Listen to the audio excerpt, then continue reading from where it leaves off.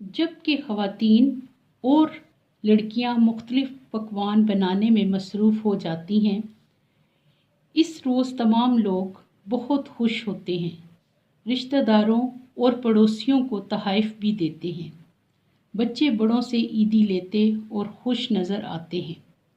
اس روز غریبوں مسکینوں کو فطرانہ دیا جاتا ہے تاکہ وہ بھی عید کی خوشیاں منا سکیں۔ اس دن ہر طرف خوشی کا سما ہوتا ہے، لوگ دعوتیں اڑاتے ہیں اور خوب دل بہلاتے ہیں۔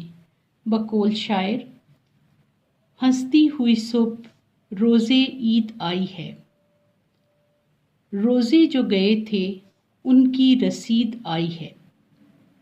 بچوں، یہ پیراگراف اپنی کاپی میں لکھیں اور اسے زبانی یاد کریں، مشکل الفاظ کی املا کریں۔